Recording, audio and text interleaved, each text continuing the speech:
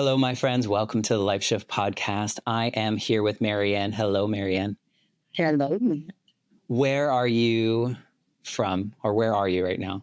Right now, I'm in my home in Southbury, Connecticut. That's where I live now that I'm retired. Mm-hmm.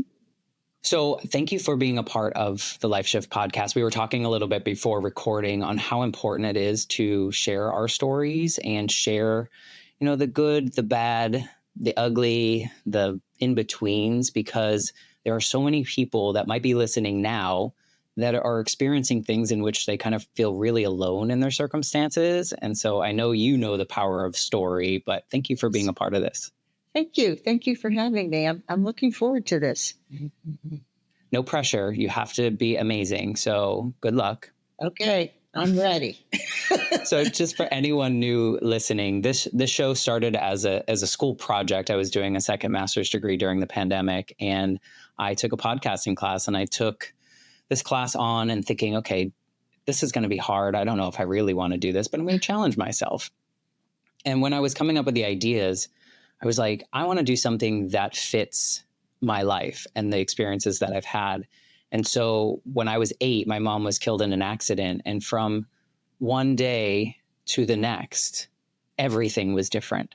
My parents lived, 1,000 miles away from each other. I lived with my mom mostly. I was visiting my dad at the time.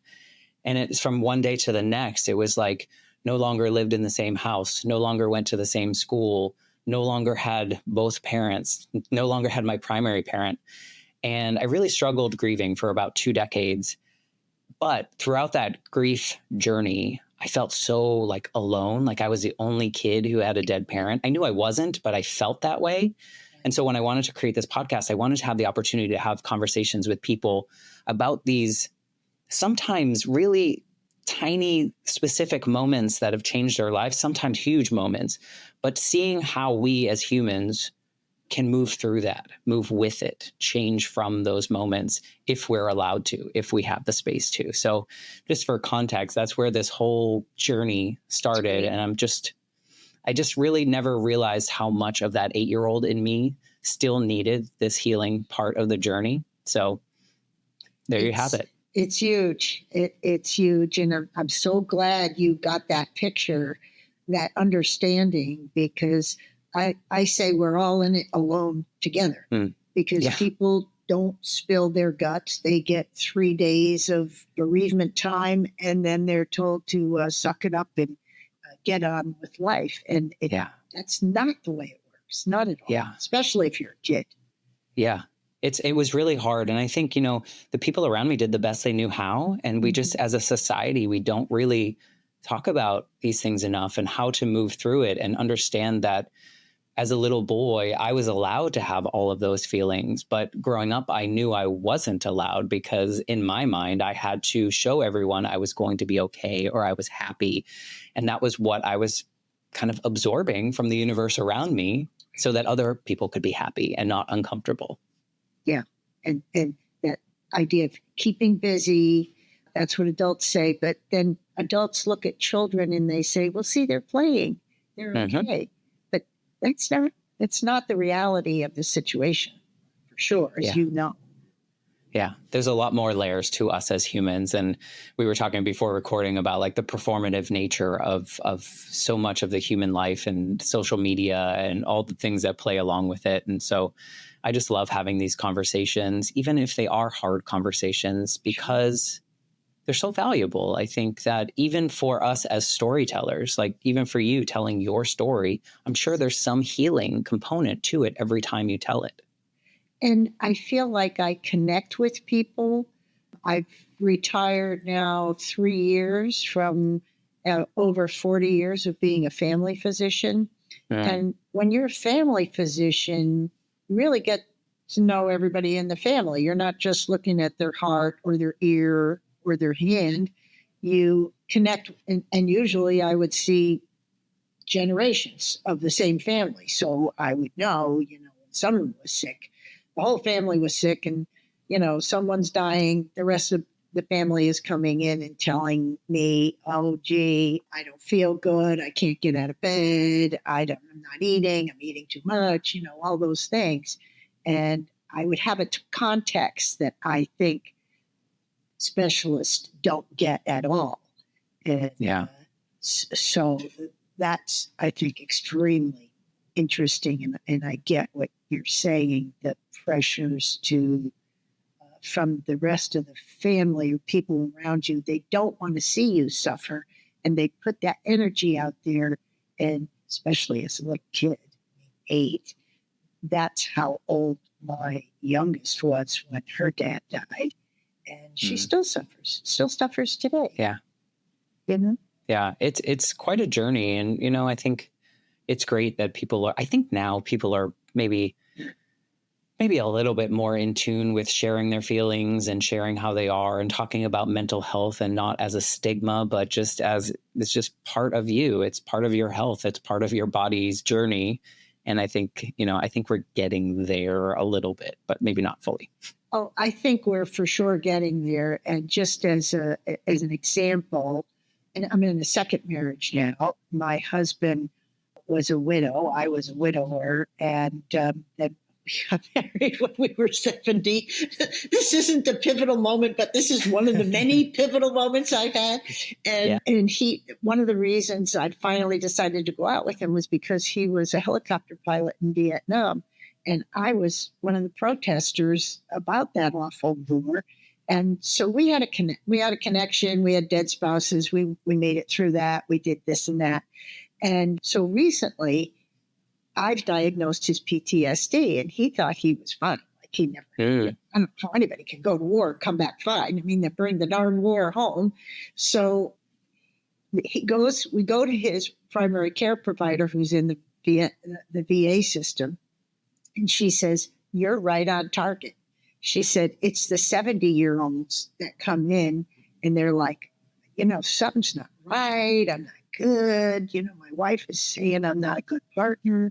And she says, "The guys that come back from Iraq and Afghanistan get back, and in about a month, they're in here saying, I am effed up. There's something really wrong with me." She said, "But you guys, you stuffed it. It wasn't a good war. It wasn't okay for you. You had to, from like Second World War, there was still that idea, pull up your bootstraps, get it behind you, forget it, get on with life." And as you and I know, that doesn't work that way. Really, you can deny it, you can push it down, you can pretend it's not there, but it's going to come up and grab your attention at some point. Yeah, I mean, you're still stuffing it down. It's still in there somewhere, so it's you haven't let it out. But I mean, that's such a fascinating story, and I think it's important. And so, again, thank you for being here. Maybe you can kind of let's get into your story. Maybe you can tell us a little bit about who you are right now, like you're in this retired life of yours. Well, I'm in this retired life. I retired right about the pandemic, but actually before the pandemic, my first husband died of brain cancer. And and he was a death and dying therapist. So we went through this whole process.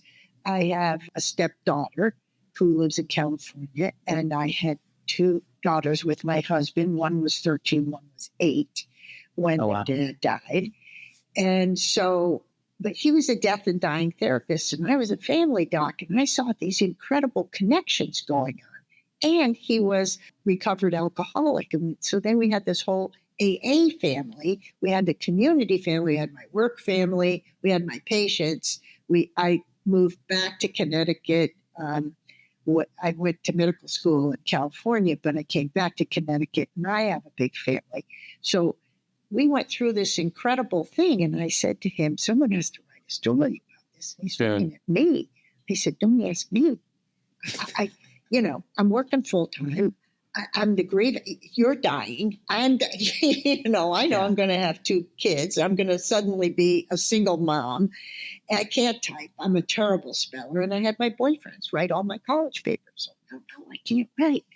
So anyway, I did write a book about his death because it was an example of how great a death can be and what the choices are. So, and that was maybe 10 years before I retired.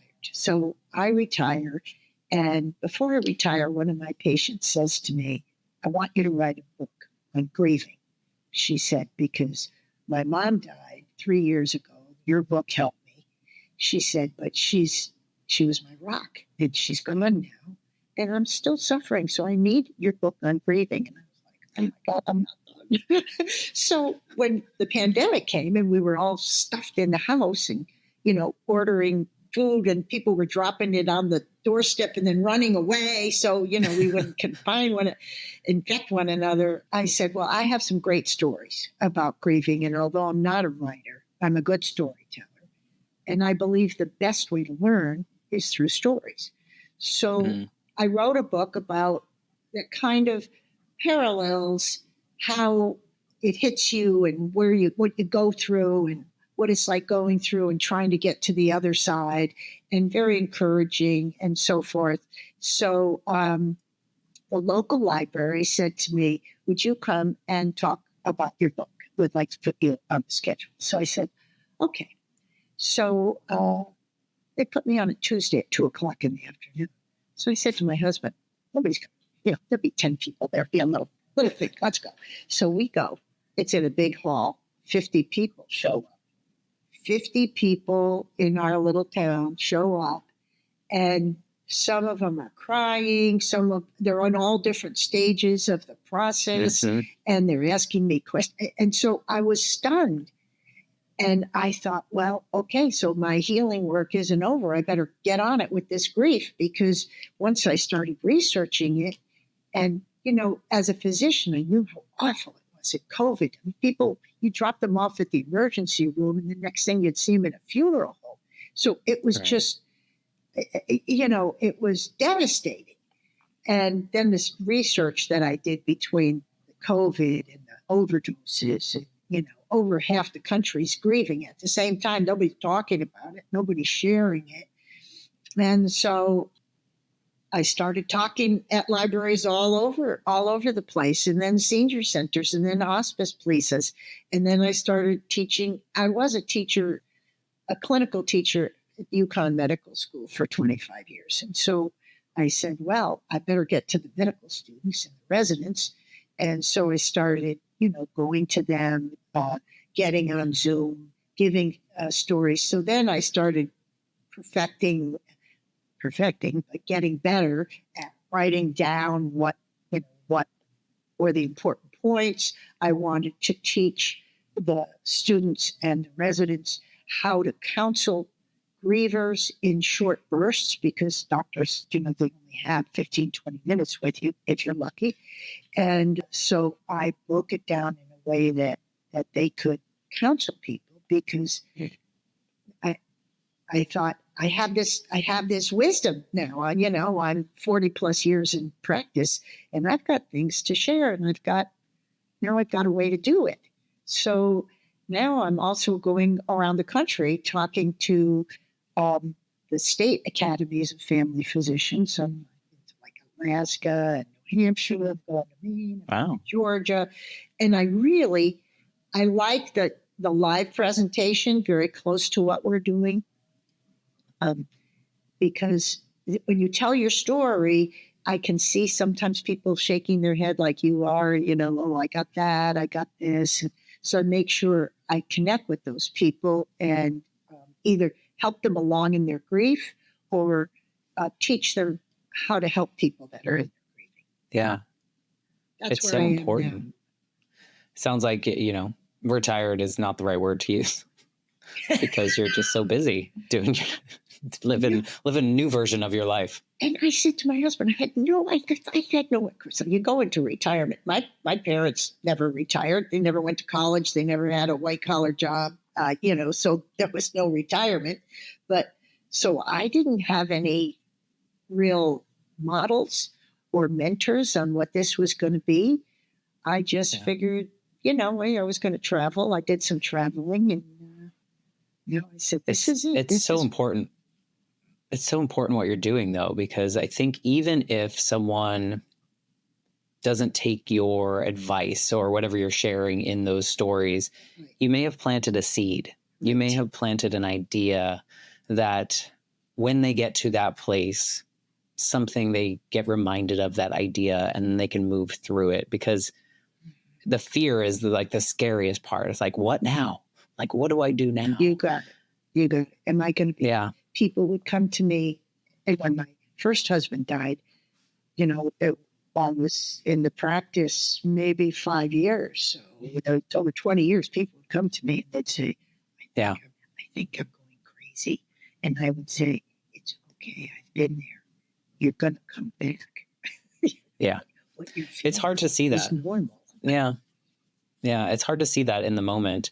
You know, I'm curious, maybe we can kind of come back to how this now plays from your own experience and like this shift, because I think it will probably make a lot of sense, even in the small, they're not small, I use the wrong word, but in the moments that you've shared briefly about losing your husband and going through that journey. But you had your own journey too that really shifted things for you too, right? Yes. So it seems like all my pivotal shifts have to do with death and dying and grieving and all of that. It's a big one. It is. So when I was a resident, you know, you go to medical school, you do 1 year of what they call internship, and then you do more years after that called residency. So I was finishing all of that. And when I was going through this 40 plus years ago, it was brutal. It was sexist, it was harassment, it was excessive hours, 80, 100 hours a week. You know, it was just ridiculous. So when it was over, I said, I don't even know who I am anymore, but I know some things I want to do. And as I mentioned, I was in California. I was hiking the high Sierras. I always wanted to be a pilot, so I took some flying lessons. I was playing racquetball. I was like blooming, you know, I was so happy. And then I met this guy in the hospital who ran the heart-lung machine during the open heart surgeries. And we fell in love and got engaged. He was a pilot. He played racquetball. I mean, we were just so, at that point, felt we were made for each other. And he had a plane, and we had gone back to Connecticut and announced our engagement. We came home. He was going to sell his plane to this guy who was going to buy it, and we were going to pick up our wedding rings. And he died in the plane crash that same day.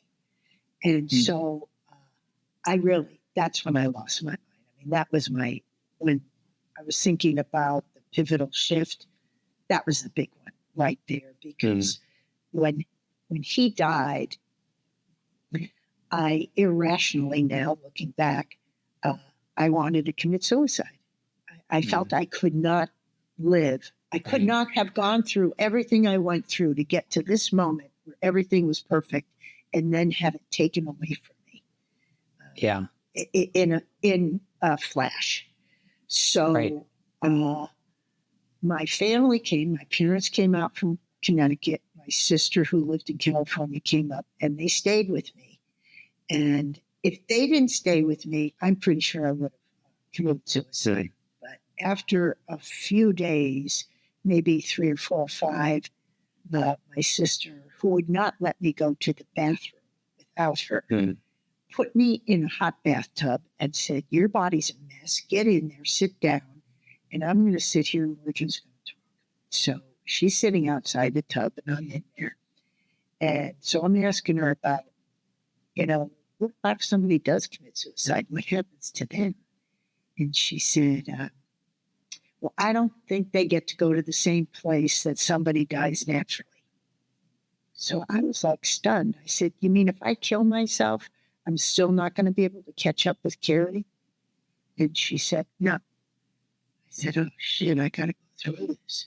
That was my first pivotal moment, because I couldn't. So that was my first pivotal moment. And I was like, okay, well, that took me a good 3 years to get my head back together. Really. Well, it's because you said you had worked through so much, like you worked so hard and you fought against all the systems and all the things that were kind of pushing against you.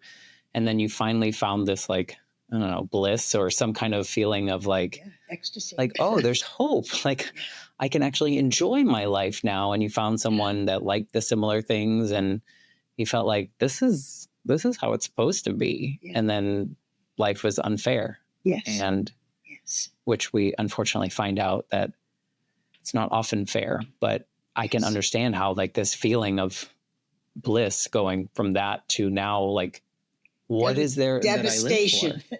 devastation. Right. Exactly.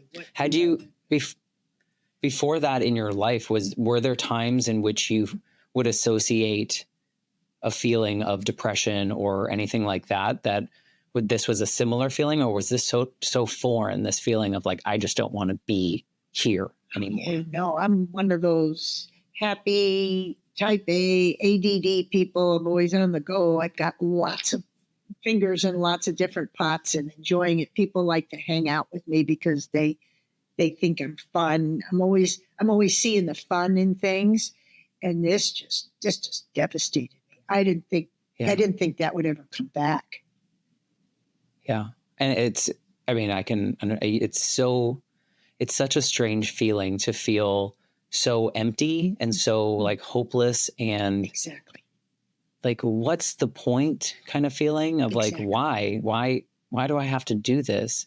And then, like you say, like a week later or a month later or whatever that time period looks like for every individual, you look back and you're like, wow, how did I get here? Yeah. Wow, is that way? Like when your sister was sitting there with you and then kind of talking some sense into you in some way that could get to you? Because I'm sure there was some kind of navigating that, like if she was just going to say, no, you can't do this for X, Y, Z. But I'm sure going into this conversation and being like, look, you're not going to catch up with him if you do what you're planning on doing or what you're thinking of doing. Right. And do you think if she, go ahead. I was going to say, do you think if she started the conversation in a different way or approached it differently, that things would have unfolded in a different way? They would have unfolded. I probably wouldn't have killed myself because they were there for 2 weeks. And we know, as physicians, we know that when you get a drop dead scenario, that's what I call that kind of thing. It's like you've had your fingers in the socket and it fries and frays and disrupts so many neurochemical pathways that, and you burn off all these neurotransmitters that are in there between all these nerves. And I was in the airport waiting and they told me that. And when I realized what they were saying to me, I went in the bathroom, I was throwing up. My whole body just went ape. And so we do know now, though, that it takes at least 72 hours for those neurotransmitters to try to reboot. So I often say to people, if someone's thinking about suicide, just call 911. They'll drag their butt over to the emergency room and they'll put them in the psych ward for 3 days. And by that time, things will change somewhat, hopefully significantly for the better. But I think it was kind of a living example of that situation. Yeah, you're also in a fascinating situation in which you have all of the book knowledge and you have all of the medicine knowledge and the anatomy and all these things. Yet I'm imagining that in those moments, none of that connected. Like you said, you're like burning those neurotransmitters off. Like you like logically know what's happening, but at the same time, you're like, no, I'm feeling.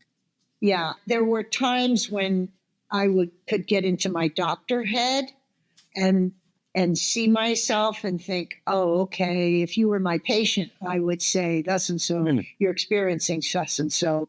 But initially, it was just full on devastation. Yeah. Sometimes I couldn't drive. I couldn't find my way home. I would go out of my body. It was all bizarre things. Yeah. But there was also a part of me that I remember because I wasn't a drinker, but I started drinking beer, and I thought, this is helpful. Kind of numbs me out. I could go down this road, and I'm looking down the road, and I'm thinking, well, shoot, I'm going to be somewhere pushing one of those carriages out in the street. And I said, right. I can't go that way, And the drug said that was my stick anyway. But so I just decided just one foot in front of the other, and I would just do one foot in front of the other. And I was lucky. Yeah.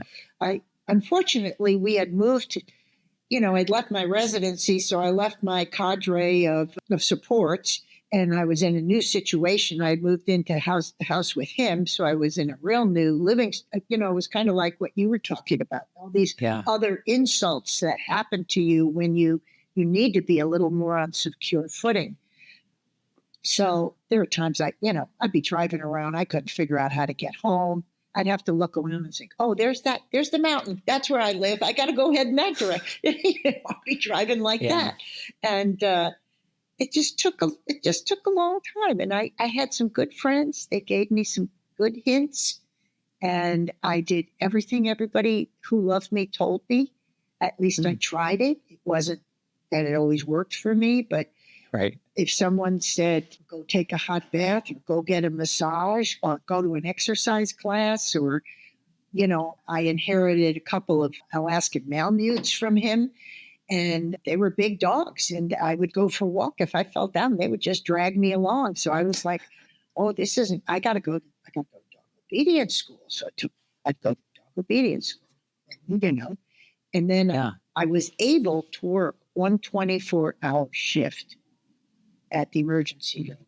And that's all I could do. The rest of the week was just repair. People would say, oh, what are you doing the rest of the week? I said, what do you mean?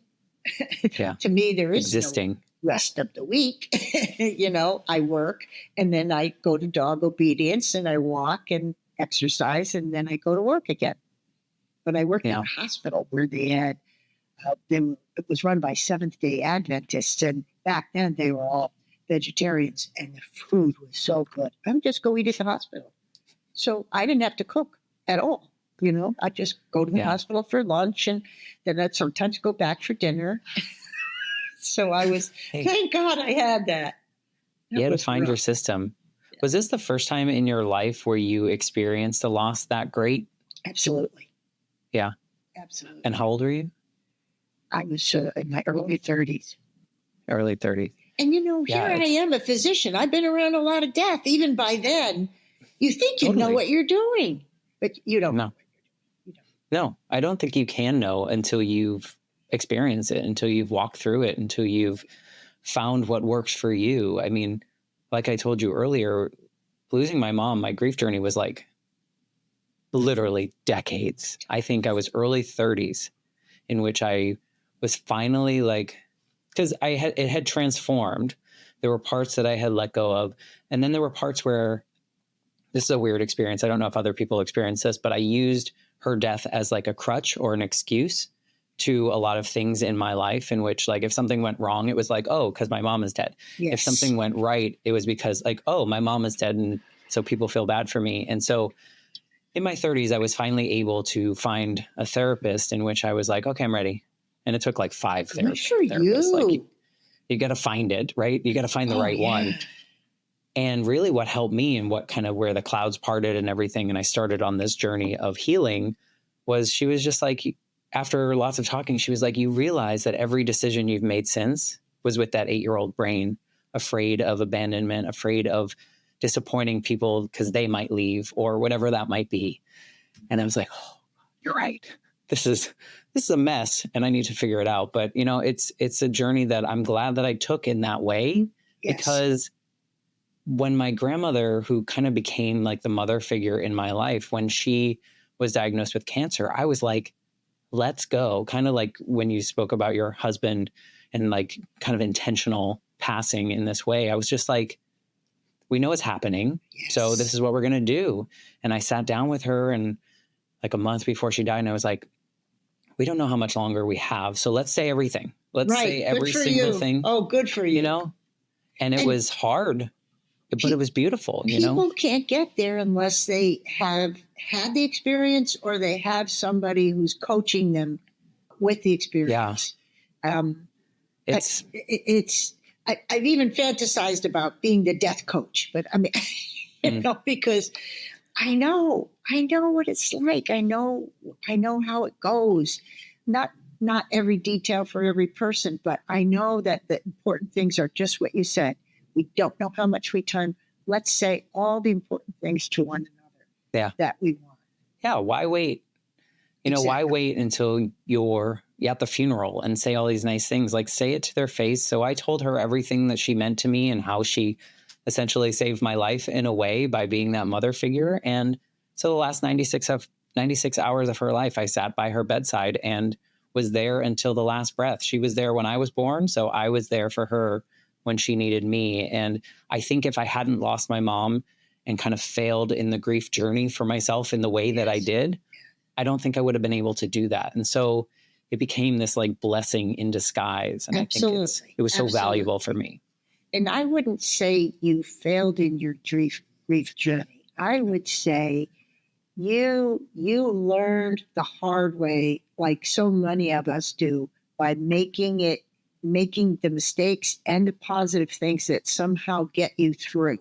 And this is what I'm learning a lot about death and trauma and stuff is you do what you need to do to get through. Later on, you can look back and say, that was then and this is now. And that thinking, that idea, that way that I'm dealing with it, it's not working now. I need to let it go. I need to repair it, or I need to try something else. And those are powerful. That's, I think, mostly what happens in therapy. A good therapist will work you through that and give you the insight and give you the suggestions. And it's so valuable, so valuable.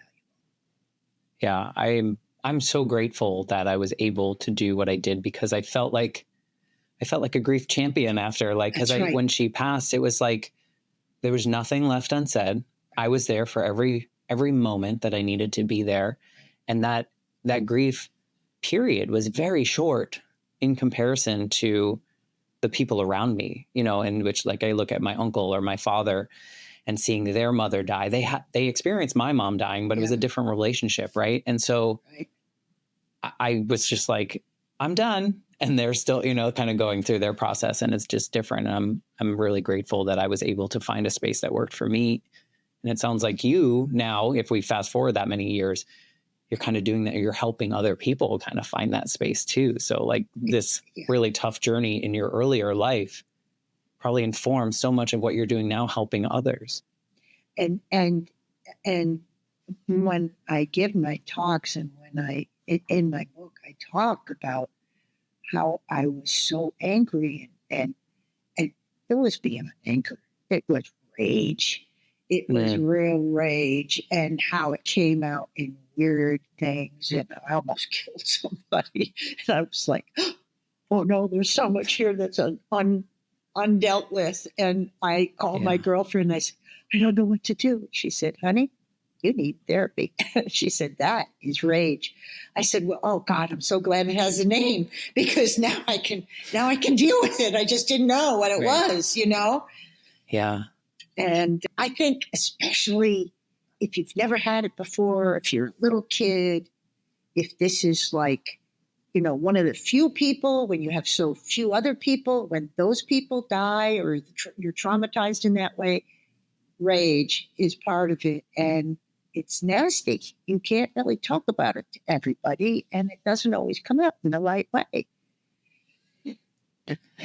Yeah, it's a tough one. I think, having experienced what I've experienced in the death in two ways of like a mom figure, people often come to me when someone passes in their life and they're like, what do I do? And I'm like, I can't tell you what to do.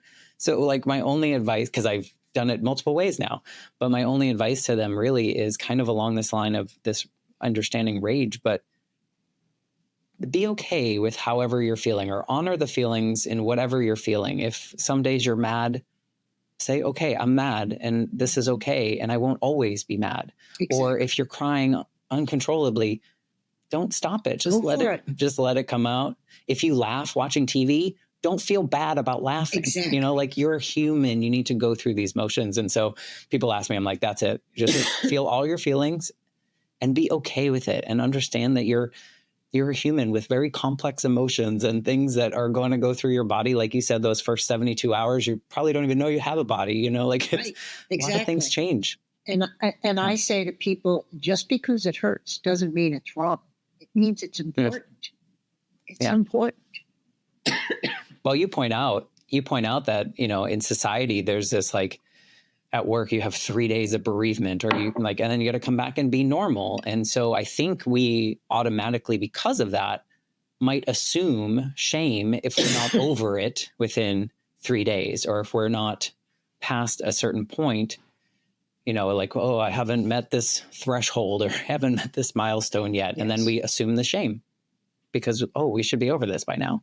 And Elizabeth Kubler-Ross is the psychiatrist who first dealt with people that were dying, and she described these stages. And so people who don't know will go on the internet, they'll look up these stages, and then they try to figure out where their friend is in the stage, and they try to help them through it. And as Elizabeth Kubler-Ross herself has said, these stages were never meant to tie up in needy bundles the messy feelings that we have. And it doesn't go like you go through each stage and then you graduate and voila, it's over. No, you go through them. You can go through them all in the process of maybe 1 minute, and then you could start over again at a different level, or you can be fine until you hear something or you smell something that brings you back there. And, it's it's a big process. It's a big process, and it's not something I think the average person can relate to.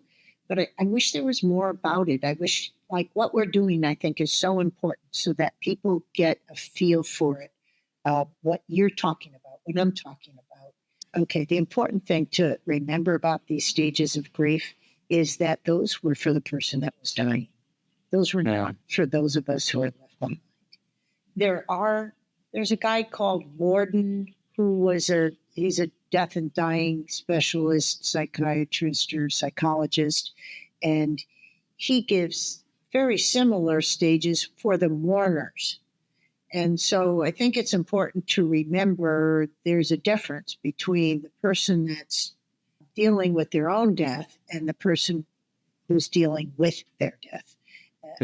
As you've said, people say, I don't know what to do. There isn't anything to do. And as you said, you spent those 96 hours with your grandmother. And when the truth of it is, when you sit at the bedside of a dying person, you realize there is no place else in the world that's better than that. That is the place to be at that time for reasons you can't even describe. Yeah.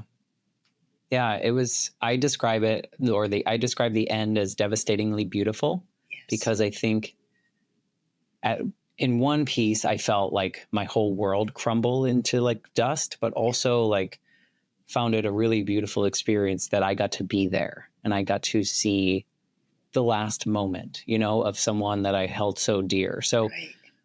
I can look back at that and be like, it was a really beautiful moment. Of course, my world crumbled a little bit, but at the same time, it felt right. It felt like I was in the right place at the right time.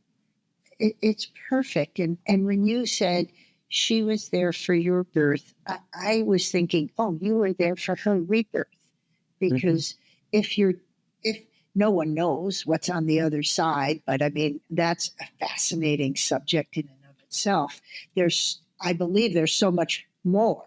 And when you have a gentle transition like my husband had, like your grandmother had, those are so peaceful. And then that last breath, I don't know, there's a peace to it. Yeah. That's kind of indescribable also, but if you've been there, you get it. And it's a letting go in a nice way. It's a good way to do it. Yeah, I think you can't I don't know, maybe you can. I feel like I probably wouldn't have been able to appreciate it unless I had experienced death before in a different way. Exactly. I don't know. I felt like it was so intentional, and I felt like every decision that I made sense because of the things that I felt I didn't appreciate about, the journey that I was on before that. It's that learning process. It's that tough learning process.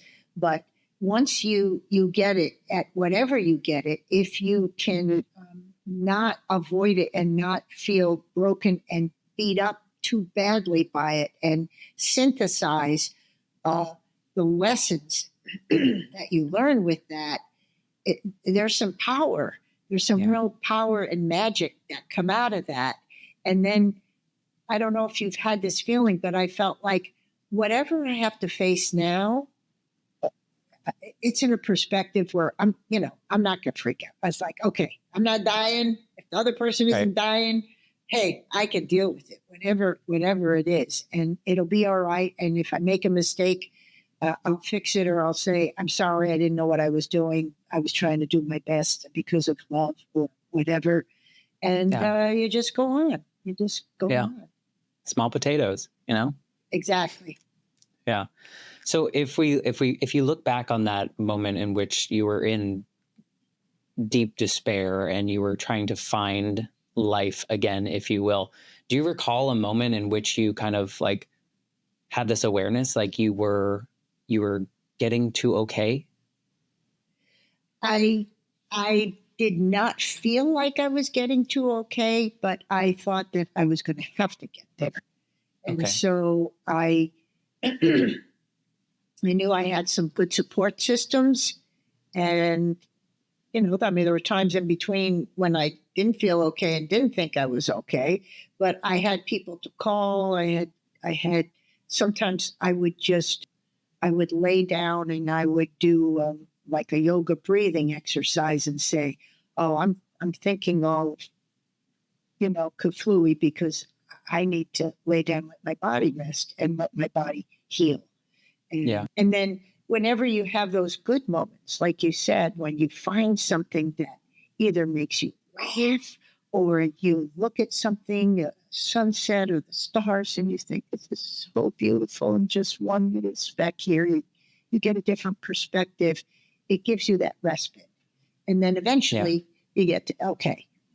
I've been okay for so many years. Thank God I didn't kill myself, because I just had so many wonderful more experiences after that. Yeah.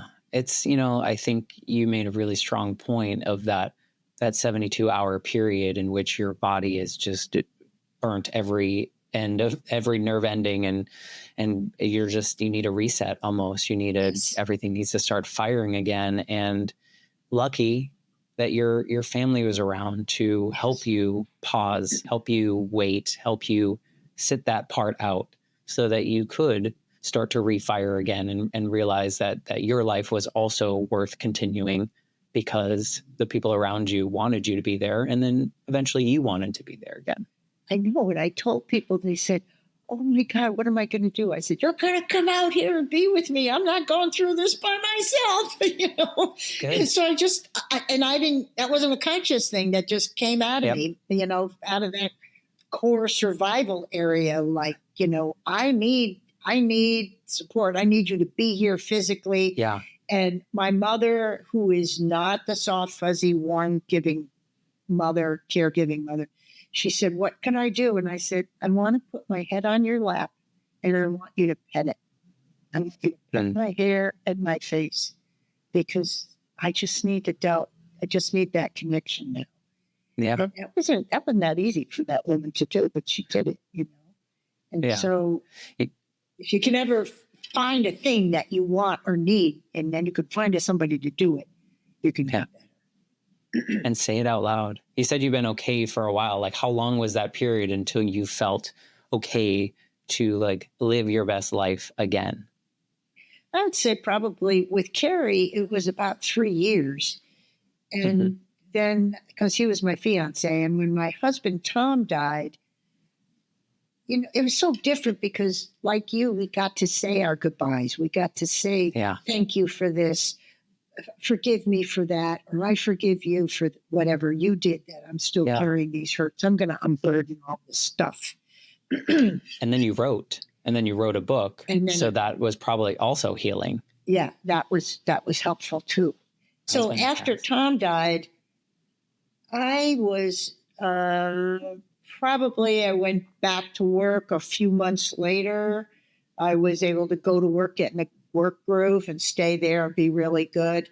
But I'd say it probably took close to a year when I was I myself was feeling good. I held myself up because I had two young children that were grieving also. And I just would make sure that we would do things. We did things like I took them to, I still had a full practice. So I was going to nursing homes and they were small and I wasn't going to leave them at home alone. So I said, well, you're coming too.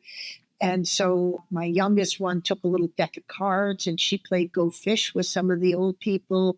And my older daughter took a bunch of nail polish and stuff and did the nails of everybody. And hearing them laugh and seeing what they could do. My youngest daughter said, I love this nursing home. Like, who little kid goes into a smelly nursing home? Says she loves it there. But then they got healing that way. Yeah. With giving. Acts of service can help. Making a difference in other people's lives. And that was really huge. Yeah. And it's nice that you had some more tools in your tool belt to help those two grieving children as well, because I think that probably also helped your healing journey in a way. Like it was like probably all intertwined in some way of like big responsibility, but helping them, which then feeds into you. I feel like there's probably this natural ball of yarn that happens.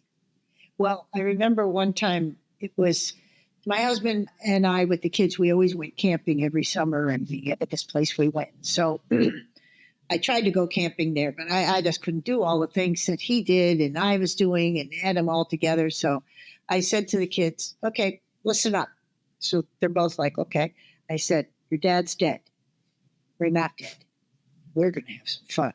I said, we are going down the Grand Canyon. And I booked us on a camping tour down the Grand Canyon where someone else did all the work, but the cooking, but we were camping and we were on the river and we were having a great time.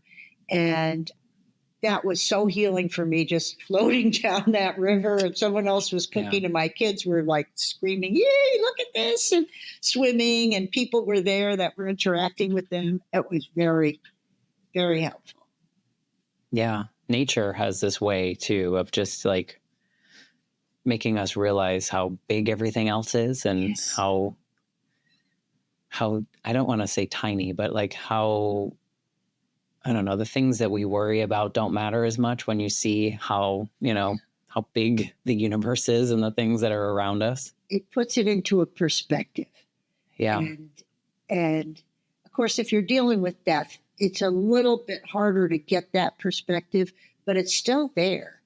And when my husband was dying, the death and dying therapist, he said, and he was kind of going in and out at the end there, and he said, we're so big.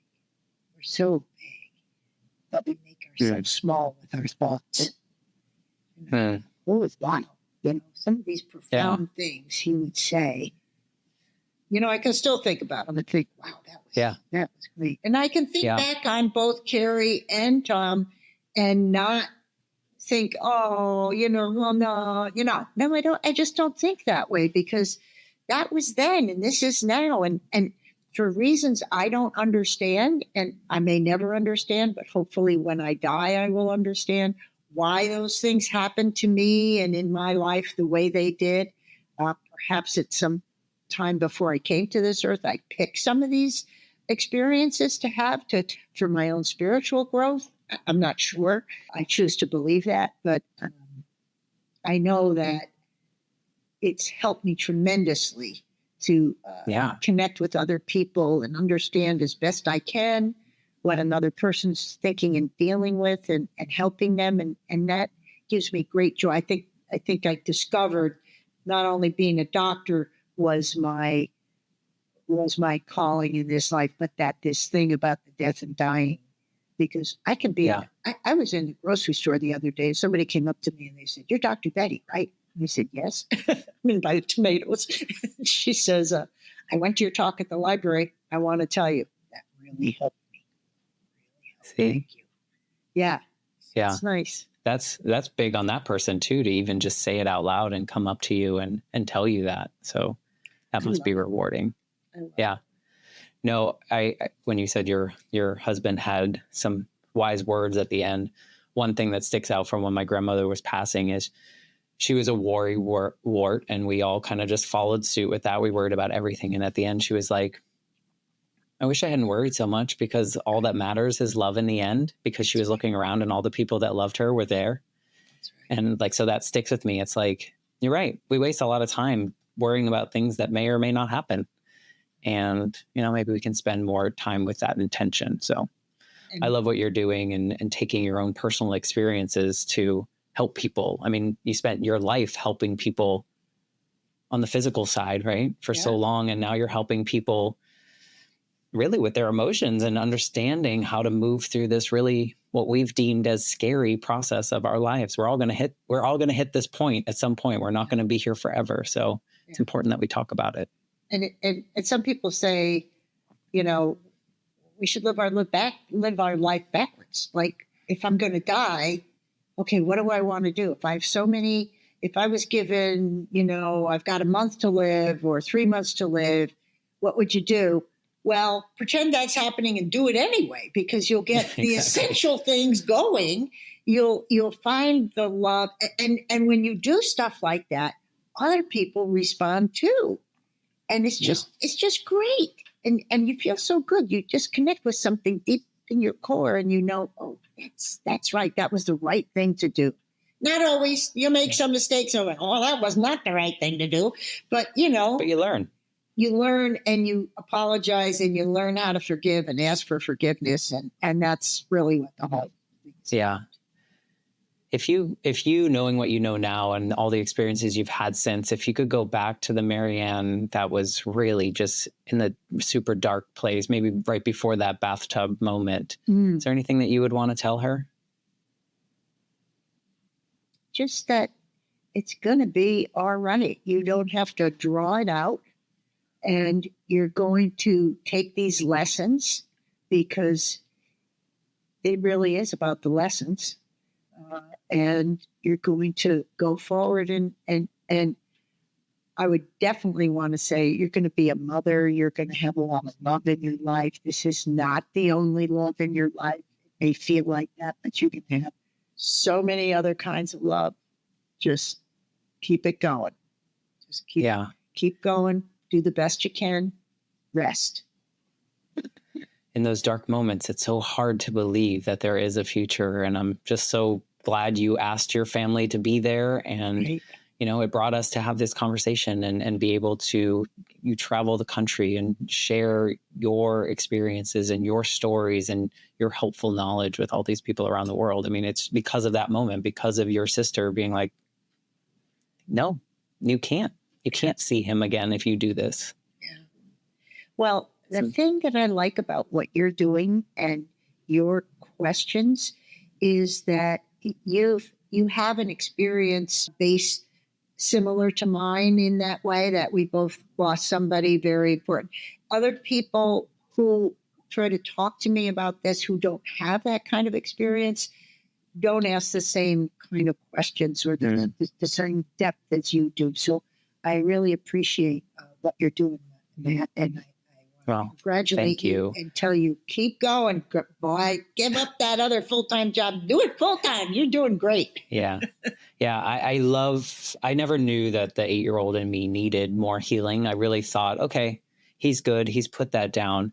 I think the 35-year-old that lost his grandmother, I think he's good, but I think that 8-year-old still needs a little bit of this. And so every little conversation that I have with people that I've never met before this moment is healing a little bit of that 8-year-old that's walking along with me now. So thank you for being a part of that healing. Oh, thank you for this. This has been fabulous.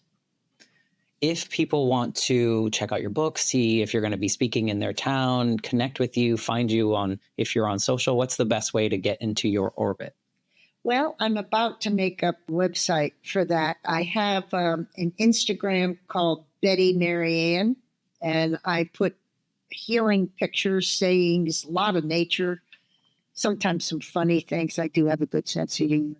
And that is a way that people can connect with me. And I think Instagram goes with Facebook, so I'm not on Facebook much, but there's that. My book is on Amazon and Goodreads, both my books. And then I have a publisher called Emerald Lake Books, and they have a website where you can look stuff up, and you can buy the books from them. It's probably better for them than Amazon, but whatever. They're all out there. Okay. We'll keep links to those in the show notes so people can easily find you. Okay, great. Yeah. That's great. Thanks. They won't have to rely on typing it while you're talking. We'll put those links in the show notes for everyone listening so they can easily check out what you have to offer the world and connect with you on social. I think you would probably invite someone reaching out if they were experiencing something and they just wanted to share their story. Absolutely. Yeah. It's all about the human connection. So thank you for being a part of this. It's really heartwarming, and I'm so glad to now know you in this way. Me too. I feel like I've met a friend. I appreciate that. And we will stay in touch. Okay. For those of you listening, if something that Marianne said throughout her journey really touched you, or you think someone you know needs to hear what she has to say, we'd love it if you share this episode with them. As an indie podcaster, any kind of word of mouth is just so helpful. So thank you for listening. And I will be back next week with a brand new episode of the Life Shift podcast. Thanks again, Marianne. Thank you, darling. Thank you.